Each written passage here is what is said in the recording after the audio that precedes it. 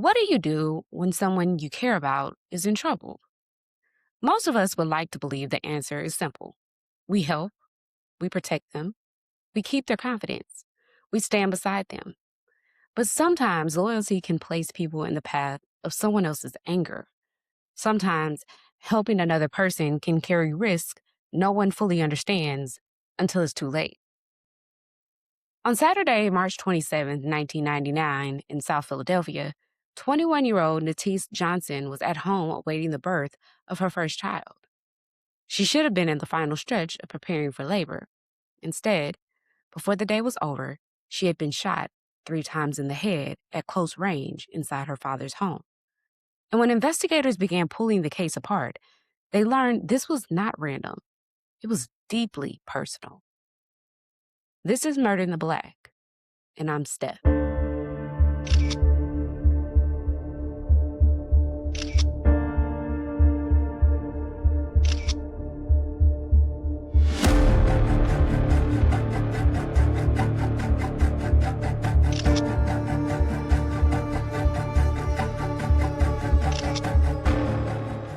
March 27, 1999, started out as an ordinary day in South Philly.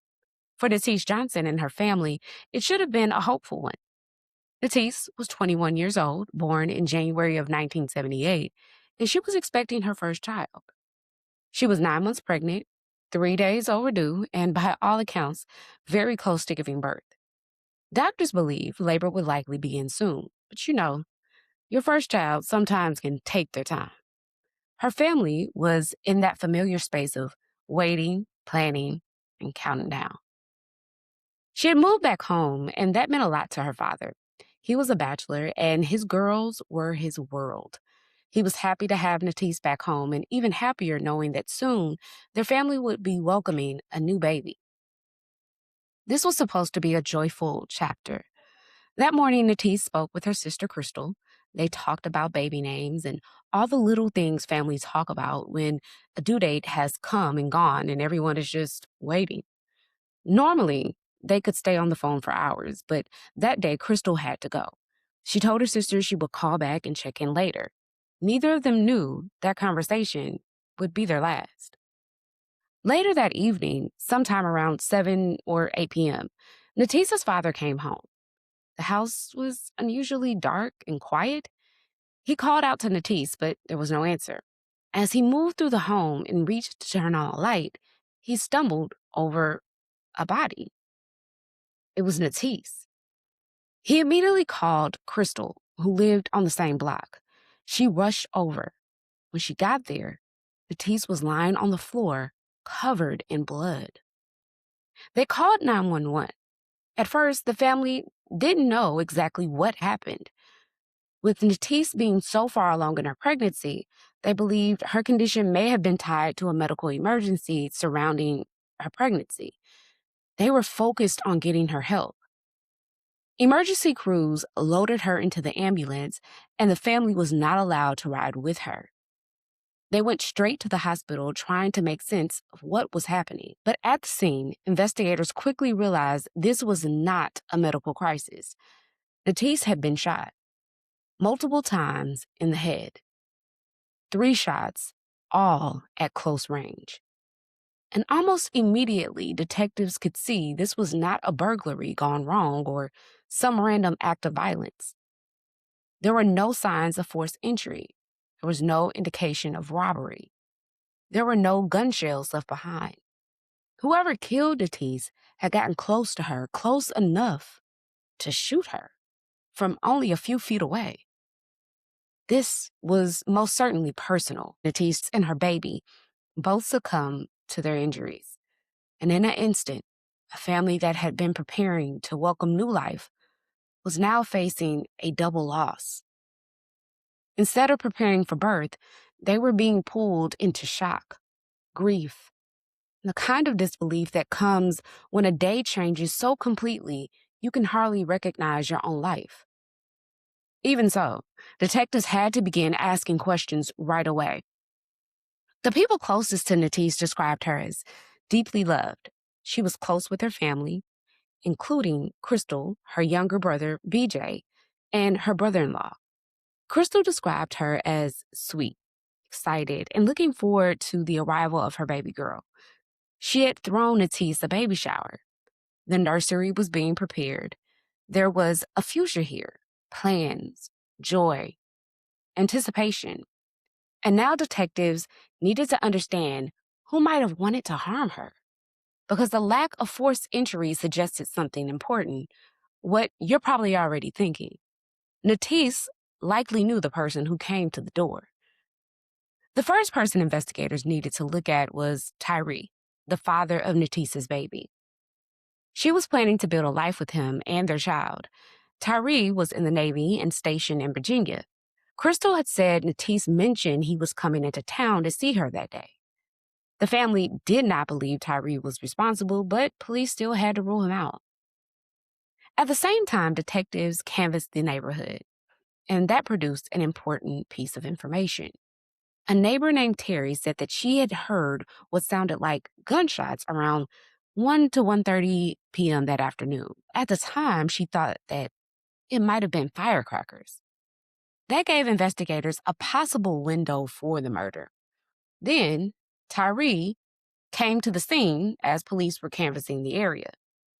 He told them who he was and said that he had called Natise that morning, but she didn't answer.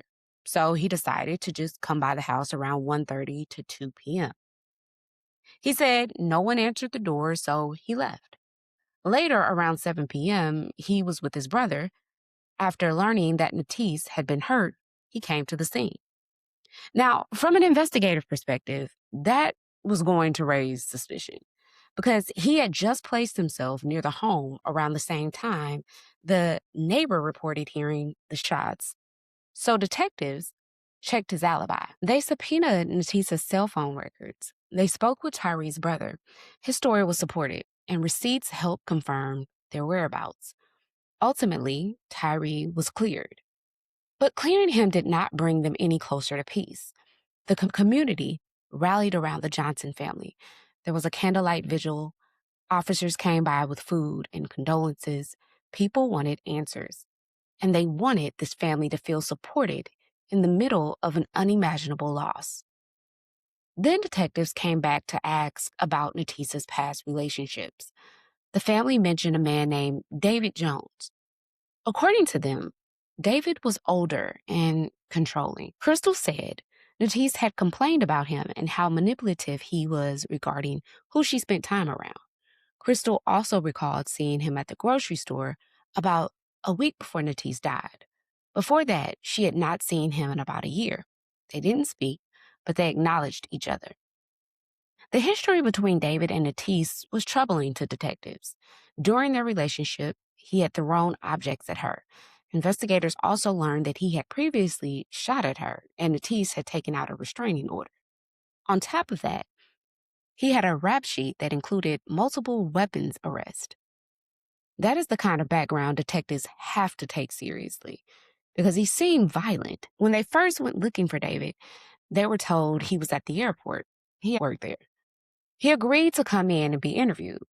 David acknowledged the past relationship and didn't deny that violence had occurred during their time together, but he denied having anything to do with Natise's murder. He said he had been at work all day, clocked in at 7 a.m., and left around 6 p.m. to go see his girlfriend. Police checked with his employer, and his timeline held, so David began to fall away as the primary suspect. Then there was Gerald.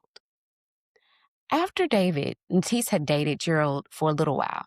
According to Crystal, Natise was not looking for anything serious, and they eventually broke up. And after that, she met Tyree and became pregnant. When Gerald learned Natise was expecting, he asked if the baby was his. Natise told him the baby was not his.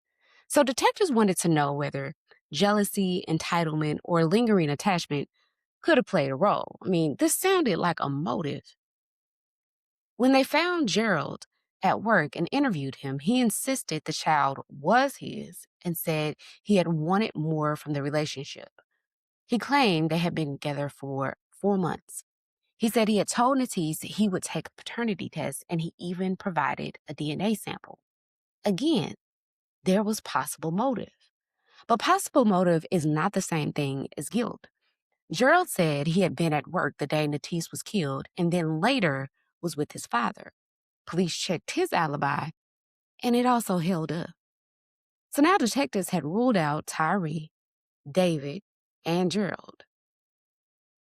And that is an important turn in this case because those are the people many of us expect this story to circle back to.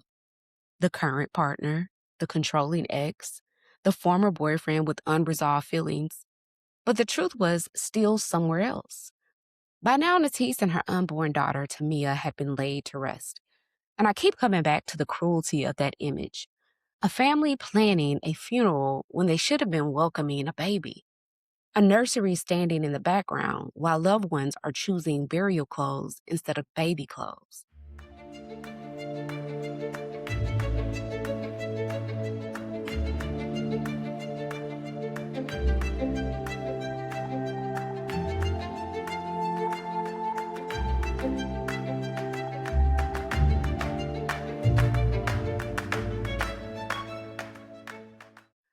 Eventually, Natise's phone records came in.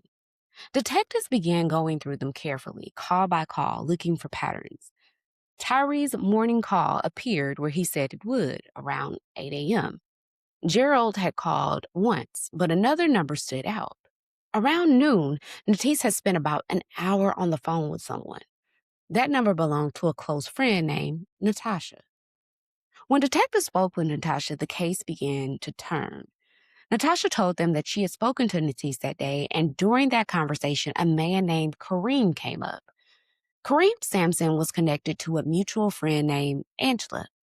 Angela and Kareem had grown up together, dated, and had a child. But the relationship had deteriorated. According to Natasha, Kareem was violent, and that was part of the reason Angela left him. After Angela left, she took their child and did not tell Kareem where she had gone. Kareem was infuriated. He was confused, and he believed Angela had left him for another man. The other man's name was BJ. And if you remember, I told you that Natise had a brother named BJ. Angela and BJ met at Natise's baby shower, and a relationship developed from there. Once investigators understood that connection, the motive came into clearer focus. If Kareem believed BJ had entered the picture, and if he believed Natise had something to do with Angela and BJ getting together, then in his mind, Natise may have become part of that betrayal. And this is the point where the emotional center of this story begins to change. Because suddenly, this is no longer just a story about a woman being killed over her own relationship history. This is a story about how one person's obsession and need for control can spread outward and endanger anyone he believes is standing in the way. Natasha told investigators that Kareem had been repeatedly calling Natise, trying to find Angela's location. And I want to pause here for a moment because this is part of the case that opens up a bigger question. What do we owe the people we love when their safety and our own begin to collide? That is not a simple question, and I do not ask it to place responsibility on Natise. The responsibility belongs to the person who chose violence. But this case forces us to sit with how loyalty can place people in impossible positions. The instinct to protect someone you care about is powerful. And sometimes dangerous people exploit that instinct, pulling more and more people into the radius of their anger. Police tracked down Kareem at his workplace and brought him in for questioning. At first, he denied talking to Natise at all, even though detectives had the phone records. He claimed he had not been in the area as well, but detectives had more than enough to confront him. They had the call history showing he called Natise 4 times on the day of the murder. They had the cell tower evidence placing him near the home, and they had Natasha's account of what happened during the final conversation. According to Natasha, around 1 in the afternoon, she was on the phone with Natise when Natise got off the line to answer the door. Natise said she would call her right back, but she never did. That detail is devastating. It places Natise alive inside her home, answering the door for someone she knew, someone she allowed inside, someone who had come there with a purpose. As detectives pushed Kareem with the evidence and the timeline, he became uncomfortable. Then he exploded. He blamed Natise for hooking Angela up with BJ. He said he felt betrayed. He wanted to know where Angela was. Natise refused to tell him, and he pulled out a gun and shot her 3 times at point blank range. Natise died while protecting her friend. And again, that does not make her responsible for what happened to her. It tells us something about her character. It tells us that even under pressure, even with a dangerous man standing in front of her, she would not hand another woman over to him. There's strength in that, but there's also heartbreak in it too. And there is another question that this case leaves us with. How do communities better respond when one person's control, harassment, or fixation starts pulling others into danger too? Because by the time violence reaches the front door, there have often been warning signs long before that moment. Phone calls, pressure, fear, repeated attempts to locate someone, the sense that one person is refusing to let go and everyone around them is being forced to absorb the consequences. Kareem Sampson was charged with 2 counts of first-degree murder, one for Natise Johnson and one for her unborn daughter, Tamia. He pled not guilty and went to trial.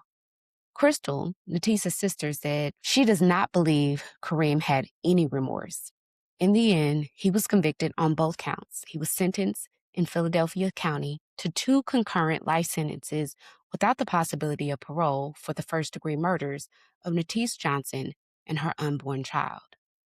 And even with a conviction, that is not the kind of case that settles neatly in your spirit, does it? Because when you step back from the courtroom outcome, what remains is the life that was interrupted. Natise was 21 years old, born in 1978. She was 9 months pregnant, 3 days overdue. She was preparing to become a mother. Her family was preparing to welcome a baby.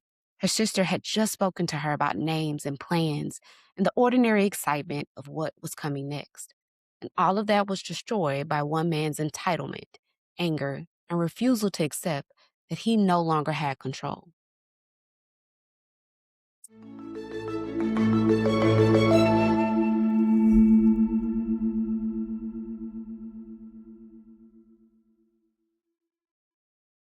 Takeaway. If you listen to my story time with Steph, then you may have already noticed some similarities between this week's case and the case that I told about Brittany Booker. In both situations, you have 2 women who were in different ways trying to help protect a friend from a harmful relationship. Now, Brittany Booker's case involved a friend who was clearly in an abusive relationship. And in Natise Johnson's case, while we may not have every detail laid out in the same way based on Kareem's behavior, his violence, his control, and the way he inserted himself into the lives of people around Angela, I personally believe abuse was already present there too, or at the very least, was moving in that direction. And I want to be very clear here. The accountability for what happened does not rest with Natise. It does not rest with Brittany Booker either. And it does not rest with the friends they tried to help in either of these cases. The blame belongs to the person who chose violence. Full stop. But I do think these cases open the door for a deeper conversation about loyalty. Because loyalty is usually framed as something beautiful, and often it is. Being dependable, protective, and willing to stand by the people you love is meaningful. Loyalty without boundaries can be exploited, especially by dangerous people. And I think that is the part people do not always want to talk about enough. Some individuals know how to weaponize your care. They know how to pressure the loyal friend, the protective sister, the person who wants to keep the peace, or the one trying to help everyone hold it together. They recognize that loyalty can keep people engaged longer than safety should allow. And that is where boundaries become so important. Boundaries are not betrayal, boundaries are not disloyalty, and boundaries are not abandoning someone. Sometimes boundaries are exactly what keeps everyone safer. A boundary can look like refusing to be the messenger between 2 people's conflict. refusing to hold information that could put you at risk, recognizing that a situation has moved beyond what friendship alone can safely manage. And it can look like deciding that help needs to come from outside the circle. Because once a situation involves intimidation, stalking, threats, violence, or even escalating harassment, that is no longer something people should feel expected to handle quietly on their own. And in Natise's case, I can understand how phone harassment alone might have been easier to rationalize away at first, especially if Kareem had not yet been physically violent toward her personally. A lot of people can minimize behavior when it begins with calls, pressure. They tell themselves, maybe he's angry, maybe he's hurt. He just wants answers. It's messy, but not dangerous. One of the hardest truths in cases like this is that you do not always know when violence is about to erupt. And that is caution here. Not fear for fear's sake, not victim blaming, but recognition. When someone is showing signs of control, obsession, or instability, it's always safer to involve people equipped to help. That can mean law enforcement, domestic violence advocates. That can mean trusted family, community elders, clergy, school officials, or other community helpers who know how to intervene in dangerous situations. Sometimes what looks like staying loyal is actually becoming isolated inside someone else's instability. And no friend should have to carry that alone.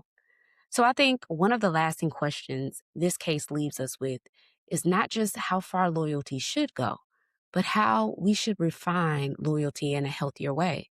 Maybe real loyalty is not only protecting your friend's secret, real loyalty is also recognizing when the situation is too dangerous to manage privately and getting help before it escalates further.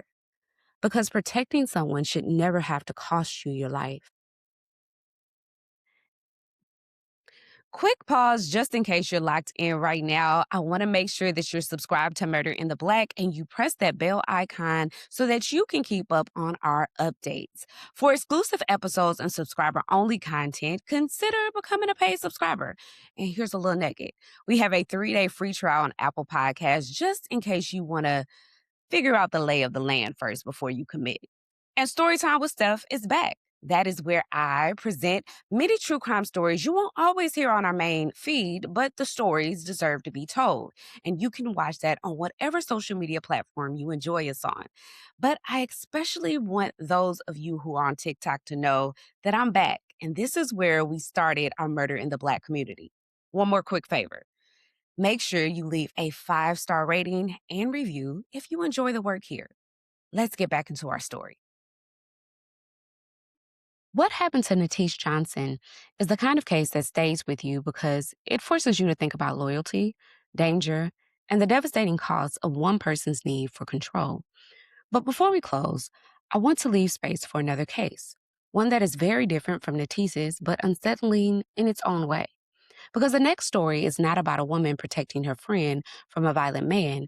It's about a man who appears to have done what many people are told is the right thing. Cooperate, tell the truth, help the case move forward, and who may have paid for that with his life. And in that way, both of these stories ask a difficult question. What happens when ordinary people get pulled into dangerous situations they were never meant to carry alone? This is the disappearance of Oliver Wendell Munson.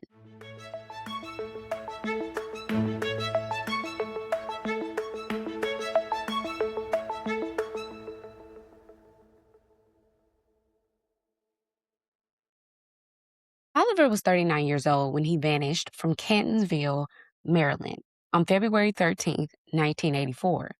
And what makes this case unsettling is not just that he disappeared, it's the position he seems to have been in when he disappeared. Oliver was not simply a missing man. He was also a man who had agreed to testify. And from the very beginning, that detail hangs over everything.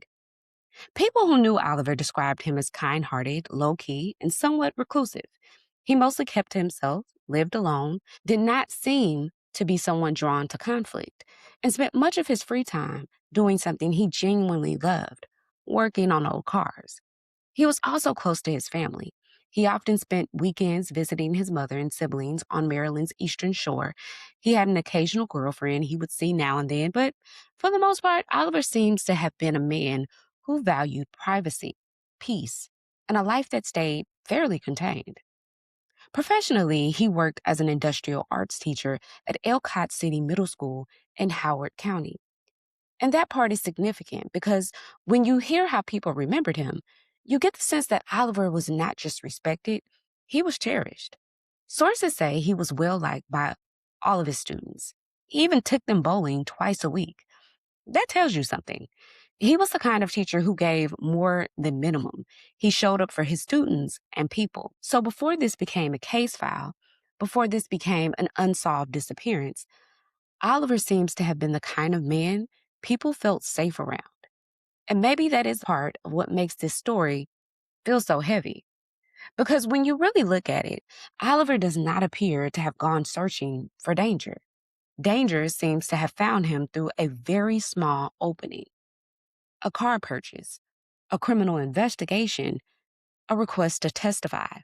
And then suddenly, his life is no longer fully his own. That part of the story begins in January of 1983 when Oliver bought a used Datsun 240Z. That was not unusual for him. Cars were one of his hobbies. He liked buying older cars and working on them, fixing them up, restoring them, bringing them back to life. But what Oliver apparently did not know was that the man who sold him that car, Dennis L. Watson, was connected to an auto theft ring. Police had already begun looking into Watson. Then, on March 16, 1983, they raided his garage and found evidence tied to stolen vehicles, things like illegal titles, partially dismantled cars, and stolen vehicle identification tags. Somewhere in the paperwork was Oliver Munson's name. At first, investigators did not know whether Oliver had knowingly stepped into something criminal or whether he had simply bought a stolen car without realizing it. And that distinction shaped everything. Because if Oliver knowingly involved himself, that's one kind of story. But if he innocently crossed paths with a criminal operation while doing something connected to a harmless hobby, that's another story entirely. Over time, investigators appeared to have concluded that Oliver bought the vehicle in good faith, that he did not know the car was stolen, that he was not a part of the operation. And that is where this case shifts, because once police stopped looking at him as a possible participant, they started looking at him as something else: a witness. Police asked Oliver to testify against Dennis Watson, and by all indications, Oliver agreed.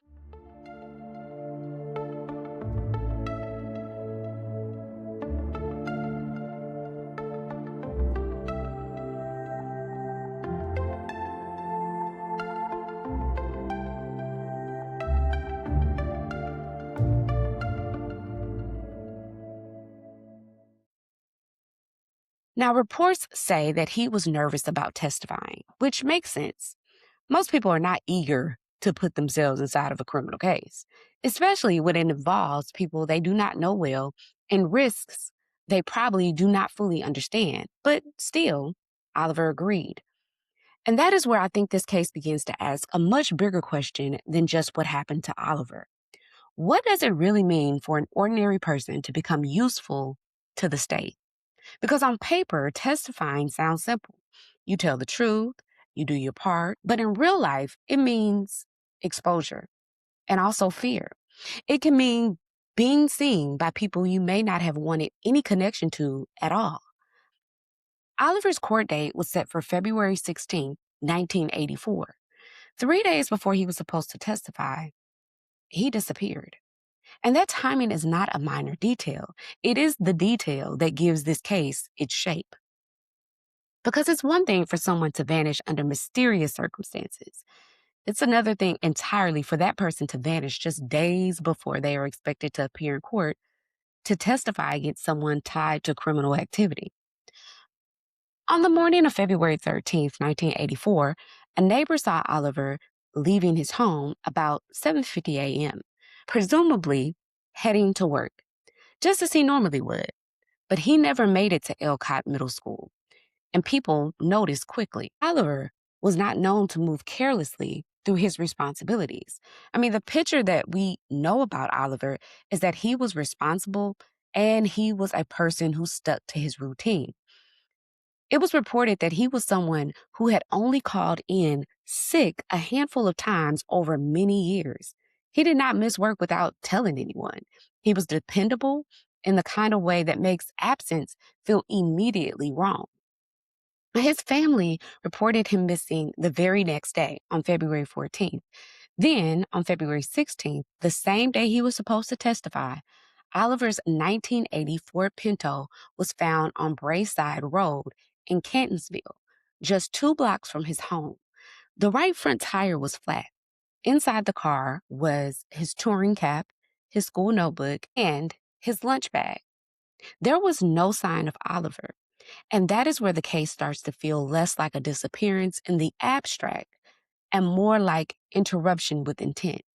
Because his car was not found hours away, it was not abandoned across state lines, it was close. Close enough to suggest he may not have got very far before something changed. Then, about 2 weeks later, the case became even more troubling. On February 27th, investigators found evidence bearing Oliver's name inside a stolen blue 1973 Datsun 240Z near Lincoln Park in West Baltimore. According to case sources, police found 2 video store receipts with Oliver's name on them, a spent small caliber shell casing, and traces of human blood. The blood was typed as O positive. And that is one of the most frustrating parts of the entire case because even back then, there were ways for investigators to work towards narrowing whether that blood may have been Oliver's, even if full modern DNA profiling was not realistically available to them in the way people think of it now. 1984, investigators still had access to serology, which means they could type blood by groups like ABO, look at an enzyme markers in some cases, and sometimes narrow biological evidence through older laboratory methods. They also could have tried to determine Oliver's likely blood type through medical records, if any existed, or through family testing to help estimate possibilities. For example, if his mother's blood type were known, and if his father's had been known as well, that could have helped narrow what blood types Oliver could or could not have had. It would not have been as precise as modern DNA. It would not have answered everything, but it could have at least helped investigators say whether O positive was plausible, unlikely, or strongly consistent with him. And that is one of those places where this case leaves you wondering. Because they didn't know if he was O positive or not, that kind of led the case to a standstill. Now, I don't know what steps were taken during that time. I don't know if they had access to serology in Maryland. My guess is that they did everything they could, but we simply don't know. And that uncertainty matters because if stronger biological comparisons had been made, even through older blood group analysis, the case might feel very different now. It may not have solved everything, but it could have strengthened the link between Oliver and that vehicle in a more concrete way. Instead, what we have is a case suspended in that agonizing space between suspicion and proof. There are receipts with his name, there is blood, there is a shell casing, there is a connection to a stolen vehicle, and yet none of it ever became enough to fully close the loop. Still, investigators came to believe that Oliver may have been murdered in retaliation for agreeing to testify against Dennis Watson. And the more you look at the case, the harder it becomes to ignore that possibility. This was not the first time someone tied to Watson was connected to a deeply suspicious death.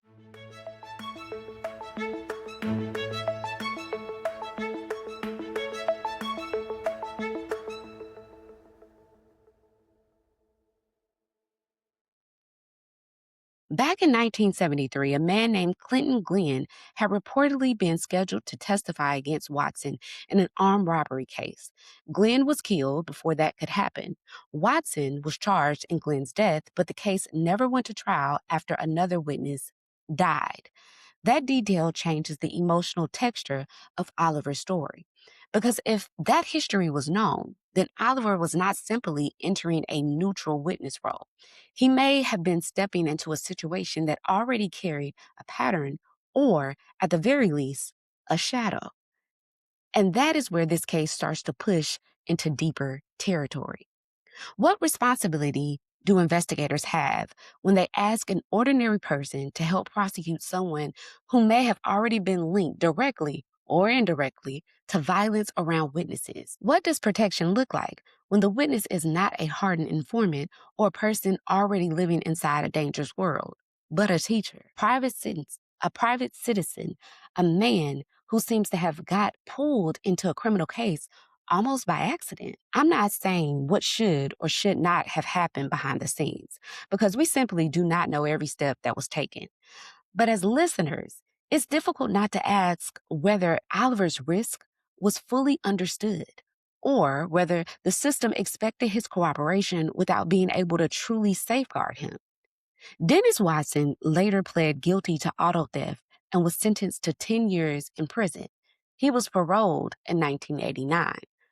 But no one has ever been charged in Oliver Munson's disappearance. No one has ever been held accountable for whatever happened to him. And Oliver himself was declared legally dead in 1985, with a judge ruling that he was the victim of a presumptive homicide. That means that legally and practically, the system came to accept what his loved ones had likely already begun to fear, that Oliver was not coming home. Oliver seems to have done what many people are told to do, is the quote unquote right thing to do, tell the truth. And yet it appears that simply crossing paths with the wrong person and then agreeing to help hold that person accountable may have cost Oliver his life. For many people, cooperating with investigators is supposed to be the safe and responsible choice. It's what decent people are told to do. It's what the justice system depends on. But Oliver's case forces us to sit with a much harder reality. Sometimes doing the right thing does not protect you from the wrong people. Oliver Munson seems to have been the kind of person communities rely on quietly. Teachers often are. The people who show up every day, the people who leave a mark without demanding attention, the kind of people who become part of the structure of a place without asking to be seen for it. And then, when someone like that disappears, the absence feels larger than one person. It becomes the absence of trust, the absence of safety, the absence of an ending that makes moral sense. Oliver Munson was 39 years old when he disappeared. Still, his family deserves answers. His story does not completely disappear because he was legally declared dead. If you have any information related to the disappearance of Oliver Wendell Munson, you're encouraged to contact Baltimore County Police at 410-887-2222 or the Maryland Center for Missing and Unidentified Persons at 800-637-5437. If this episode stayed with you, take a moment to share it. Share it with someone who values thoughtful true crime, someone who believes these stories deserve care, depth, and intention. Every share helps this platform grow, and every time you pass on an episode, you help keep these names and these lives in the conversation. If you haven't already, make sure you're subscribed to Murder in the Black wherever you listen. And if you catch us on YouTube, make sure you're subscribed there as well so you don't miss new episodes, updates, and everything else we're building together. And if there is a case you think I should know about, whether it's for a future episode or for True Crime and Current News segment, send it my way through DMs or by email. I always want this space to leave room for the stories that deserve more attention. And if you've been hearing me mention What I Didn't See, that is a psychological thriller audio series created for listeners who want something darker, more immersive, and more suspense-driven. It's a separate storytelling space from Murder in the Black, and the only way to listen to What I Didn't See is through our paid subscription platform. Thank you for being here. Thank you for listening with care. And thank you for continuing to make space for these stories, this work, and the community with me. Until next time, this is Murder in the Black.